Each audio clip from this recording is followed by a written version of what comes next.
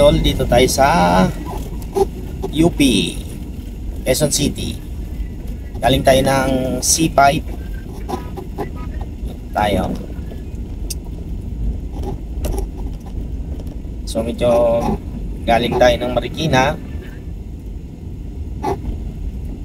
Yung traffic doon.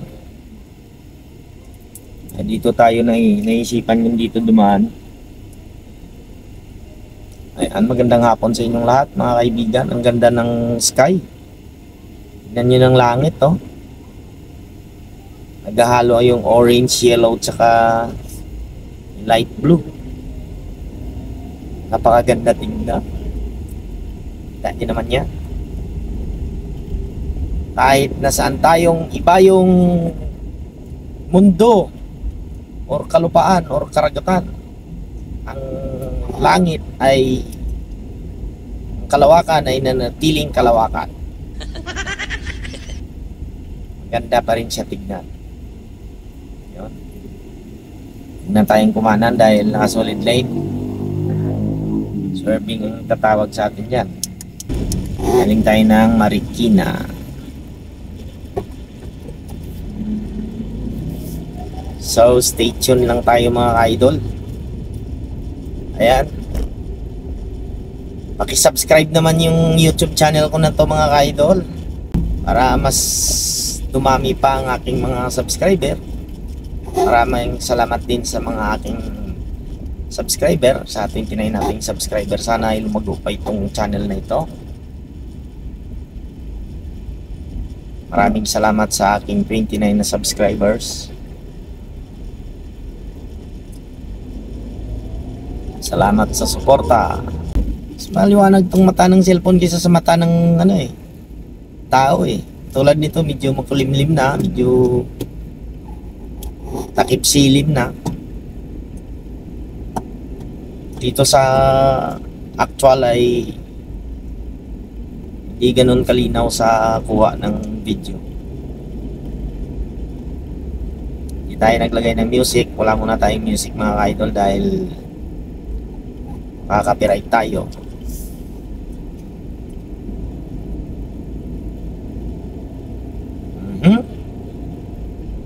At dilim ang daan, pero dito sa kamera ng cellphone ay maliwanag. So ang babaybayin sana namin kanina ay Tandang Sora. Malayo din ang ikutan namin doon eh. Katulad dati na wala pa yung LRT na dinugtong hanggang Tungkop. Kung wala pa yun, daming U-turn dun, kahit saan ka makakita ng U-turn yun. Ngayon nga lang, nung nandyan na nakatayo na yung sa gitna, ang lalayo, parang sa EDSA rin. Pero all goods naman tayo. Okay lang kayo dyan sa likod.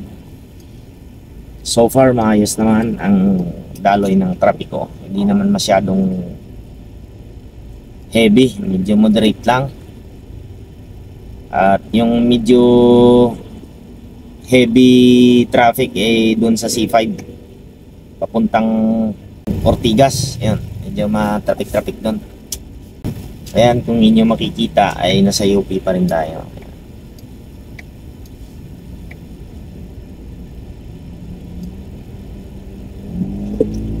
Up. Okay, kaliwa na tayo rito. Pagdating natin doon sa may Commonwealth, ito, yan, maya lamang, bahagya lang, mga ilang metro lang ay papasok na tayo sa Commonwealth Avenue. Ito, yan, kung nakikita nyo yung Petron na yan, oh. Ayan, ito na po yung Commonwealth. Ayan. Yan, may station na naman ng LRT na lagay dyan. At ngayon, dito tayo mismo sa Commonwealth. Kahabaan ng Commonwealth, papasok tayo. Papuntang northbound to. Northbound. Yan, papuntang Bulacan. Pero kakaliwa tayo, ay sayang, mayroong U-turn doon na, ay hindi. Engineer pa lang pumasok doon. nagko-construct din ng ano, LRT. Ayan, dito tayo sa kaliwa at papunta tayo ng southbound. Balik tayo na Maynila eh. Ito papuntang ano na to, Fairview, Bulacan, yan. Yung way na yan, yung inyong makikita sa ating kamera. Ayan mga ka-idol, papuntang Bulacan na yan. Ngayon, mag-U-turn tayo dun. Take U-turn tayo dito sa may southbound at babalik tayo na Maynila. Sige. At napakaliwanag naman ang ating kamera. Tutuusin, mas maliwanag pa yung paningin ng kamera kaysa sa mata ko eh. Ayan. Pasok tayo, dahan-dahan lang. Ayan. Bilis kasi sasakyan dito. Ayan. Dito na tayo sa southbound papuntang Maynila. Going to Maynila na tayo. Ayan. Dadaan tayo ng circle mga ka-idol at kain daw tayo. Ay, nagugutom na kami. Kanina lang kami umalis to ng bahay ay 10 o'clock yata yun. Sunod, yung di na kami kumain no, nag-almusal na kami ng bahay. So, dating namin dun sa LTO kasi pinarasis namin yung transfer ownership tong sasakyan na aming nabili na second hand. Ayun, mahaba-habang oras pinabalik-balik kami ng LTO Puguso, palit ng insurance kasi hindi nakapangalan sa amin. Kaya sunod pagdating namin dun sa may Espanya eh pinirmahan naman nila na ano daw na parang ano lang na parang ita-transfer lang sa pangalan ng amin ay authorize lang na pwede i-transfer yung insurance. Then bumalik kami doon uli sa Puguso.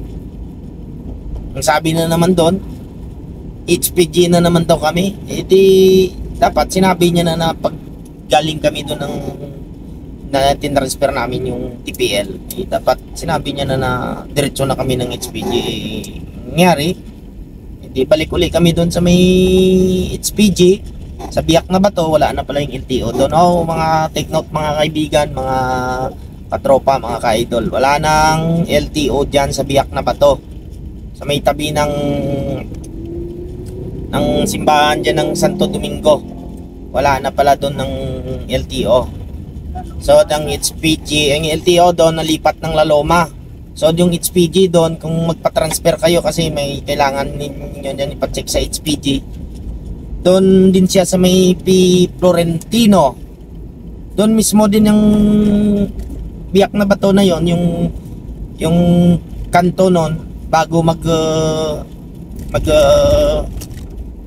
ano ba yan, yung ano ba naman yan, yung ano, Banawi. Hindi yan Banawi yan dyan ha. Yung kahabaan dyan ng ano, basta Biak na Bato, Santo Domingo kasi yung highway na yun, yung katabi nun, yung kabilang side ng LTO na yun eh, P. Florentino. Doon, baybayin nyo papuntang Ano ang pangalan ng ano, taste? limutan ko na eh, di yun Ilunes kami pinapabalik eh, yung aming coding naman to yung sasakyan kasi number 1 yung dulo, coding ng Lunes. Kaya ano, Martes, Tuesday na, kaya ano, balik na naman kami Tuesday. Mahirap din pala maglakad ng pagpa-transfer ng lalo na pag wala tayong tropa, wala eh, tiis talaga, tsaga. Ganun talaga eh, wither lang talaga yan. Kung may tropa tayo ay swerte tayo, pero pag wala tayong tropa eh di tiis tayo. Ganun lang naman ang proseso ng kalakaran dito sa Pilipinas, alam niyo naman mga kalodi. Yun, dito na tayo sa circle, malapit na tayo. At may entrance pala dito, libre ang parking, pero may entrance ka tayong babayaran dito, 20 pesos lang naman. Ano na yun, fixed rate na yun. Pwede na kayong gumala doon sa loob, parking ng sasakyan nyo, wala na, 20 pesos lang babayaran nyo. Parang kung sa mga probinsya yan, parang environmental fee lang yun. Di naman talaga kasi dito ang rate talaga dito ng parking sa Maynila 50 pesos. Pinakamababa na yun. Kahit na ipatong mo lang yan ang motor mo ng ilang oras, sakyan mo ilang minuto, 50 agad yun. Minsan pag makiusap ka na saglit lang, okay naman. Pero pag tumagal ka na ng 15 minutes, hindi na pwedeng pakiusap yun, bayad ka na dun. So hanggang dito lang muna tayo mga idol at papasok na tayo dito sa may circle. Kakain kami. Maraming salamat mga idol. Hanggang sa muli.